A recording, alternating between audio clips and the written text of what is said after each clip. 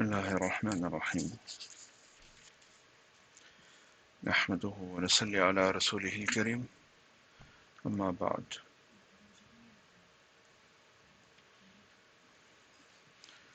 Abu Hurairah radiallahu anhu relates that Rasulullah sallallahu alayhi wasallam said, "My ummah were given 5 specialties for Ramadan, which the previous ummah were not given. The smell from the mouth of a fasting person is liked by Allah more than the fragrant smell of musk. Secondly, the fish in the sea seek forgiveness for the fasting person until iftar. Third, Allah prepares and decorates a special garden in Jannah every day and then says to it, 'The time is near when my faithful servants shall cast aside the great trials of the world and come to you.' Fourth, in this month, the rebellious shayateen are imprisoned so that the ummah stays away from the evils that they normally indulge in out of Ramadan. And fifth, on the last night of Ramadan, the fasting ones are forgiven." The Sahaba radiallahu anhum thereupon inquired, "O Rasulullah, is that last night Laylatul Qadr?" Rasulullah sallallahu alaihi wasallam replied, "No, but it is only right that a servant should be paid on having completed his service." Is that night Laylatul Qadr? Is the last night Laylatul Qadr? Rasulullah sallallahu alaihi wasallam said, "No, but it is only right that a servant should be paid on having completed his service." So continuing in the commentary, the second special favor is that the fish in the sea make istighfar. They seek forgiveness for the one who fasts. The aim here is to explain that many beings make dua on his behalf.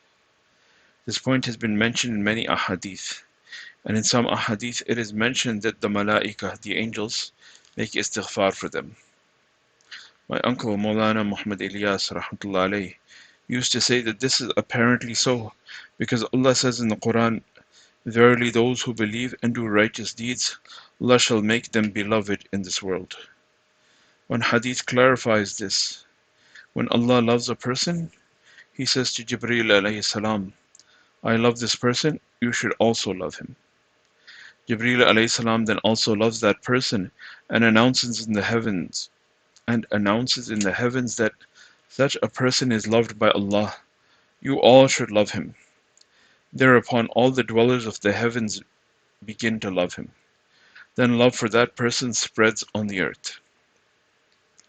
Normally, only those who are close to a person seem to love him, but here that love spreads all over. Even the animals in the jungle and the fish in the sea do the same. They all make dua for him.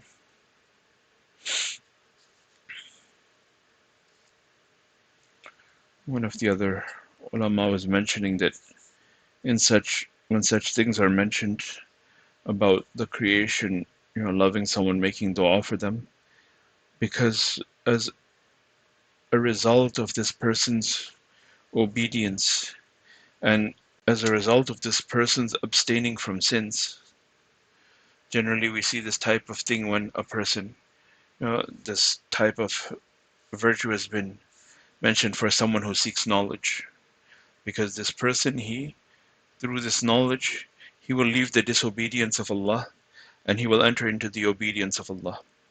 And likewise with fasting, a person, he will leave the disobedience of Allah. A fasting person is leaving many things which are halal, right? Ji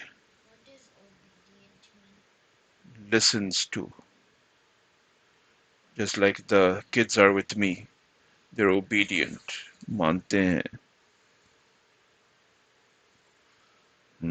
समझ गए. Listening to, they listen to. And disobedience is not listening to, doing.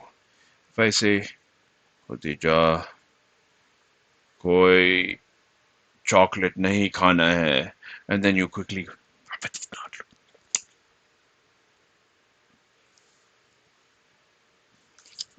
that is disobedience. वो अच्छी बात नहीं है. And when someone is disobedient to Allah, then what happens? Allah sends His punishment on the earth, right? Then does it just hit that one person, or does it affect everyone? Everyone who is there, it affects them.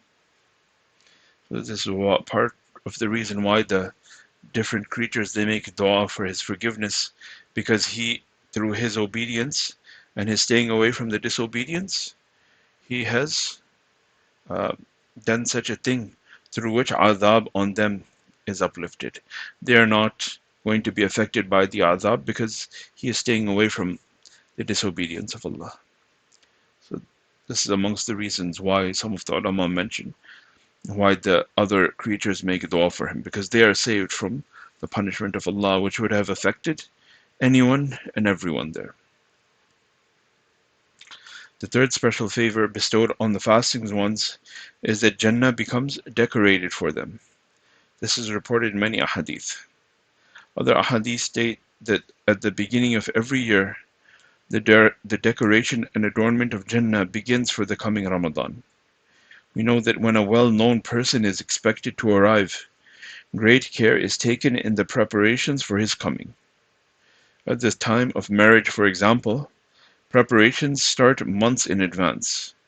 It is likewise with Ramadan. याद है जब आप लोग Qatar से आ रहे थे, then Abati cleaned or tried to clean the house. Well, there wasn't that much to clean up, but I tried. And when Abati and Saad Bhai come from 40 days, then Ammi and Baji do a lot of preparation and put all the decorations and the yaad hai? And the cheesecake. हाँ याद है cheesecake को याद.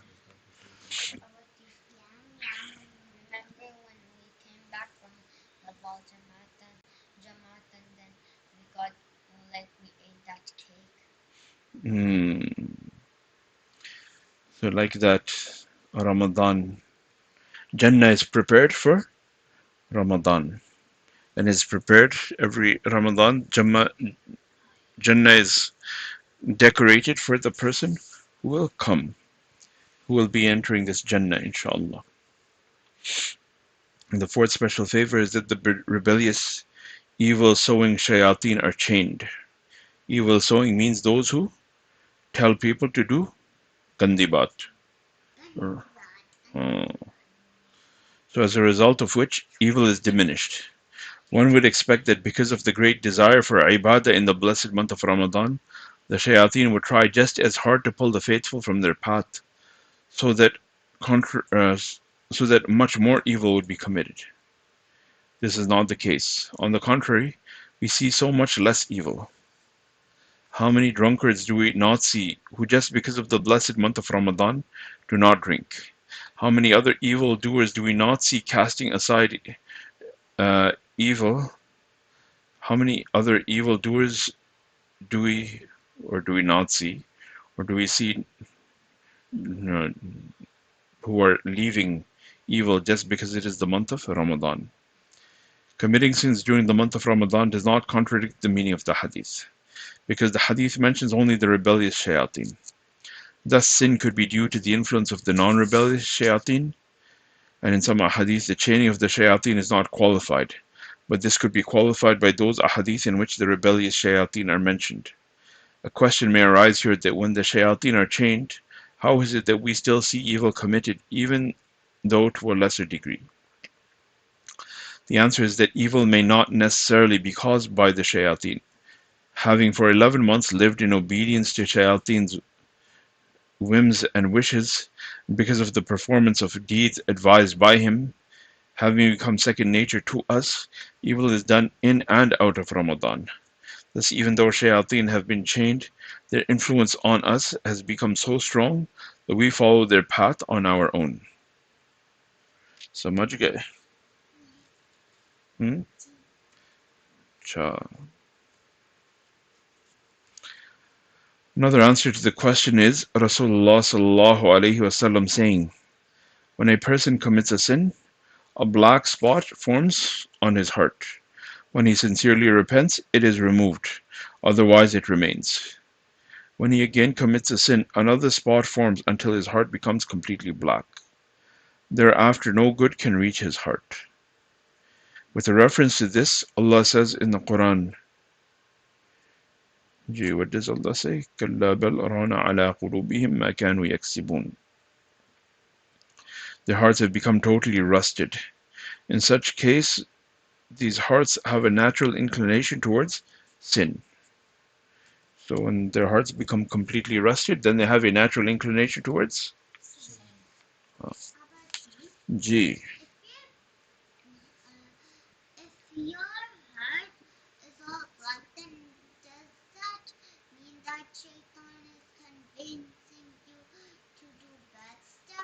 G.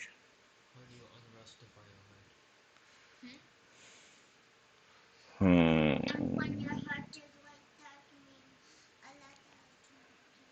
So how will we unrustify it? Try. We will get to that in a second.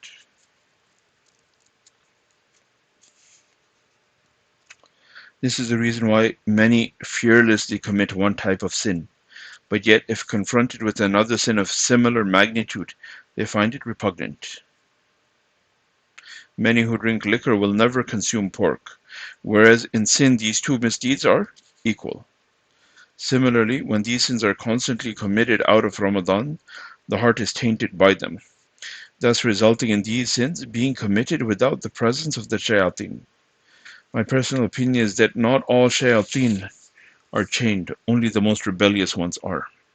All of us can see in Ramadan it does not require a great amount of effort and exertion to do a good deed. Neither does it require great self-control and sacrifice to avoid evil as in other months. Maulana Shah Ishaq was of the opinion that for the evil ones only the most rebellious shayateen are chained, whereas for the righteous ones all shayateen are imprisoned. And the fifth special favor is that forgiveness is granted on the final night of Ramadan. Because of this great favor, the Sahaba thought this night must be Laylatul Qadr. They knew the great blessings of that night and accordingly asked whether that was Laylatul Qadr. The reply was that it was not. This is a gift for having given Ramadan its due right to the end.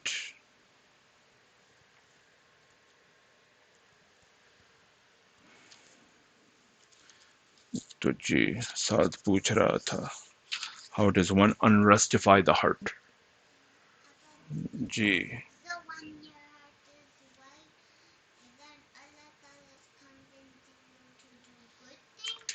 No, Allah Ta'ala is not convincing you. Allah Ta'ala already told you to do good things.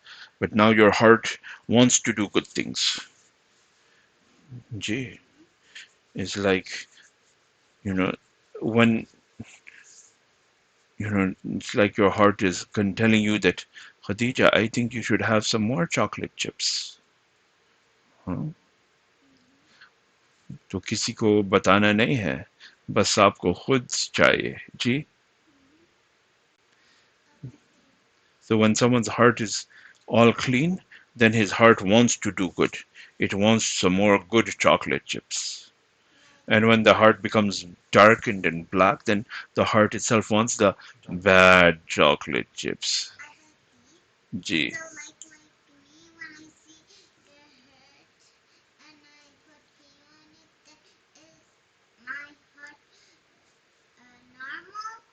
Gee, your heart is good, it's clean. It wants to do good things. Like what? Huh? Gee, it's red. It doesn't have the black dots on it, has the red dots on it. Gee. Acha. In another hadith it comes that the hearts get darkened. So what Sahaba asked, what is the cure for that? Prophet ﷺ said, Tilawatul Quran, reading the Quran and remembering death. Reading the Quran and remembering death. So reading it, contemplating on it, also remembering death, that there's no guarantee that how long we're going to live. So the more a person keeps this in front, the more it will help him stay away from sins and it will help him clean up his heart. Take care. So inshallah we'll continue tomorrow. Subhanallah wa bihamdihi, subhanakallahumma wa bihamdik. نشهد أن لا إله إلا أنت نستغفرك ونتوب إليك سبحان ربك رب العزة عما يصفون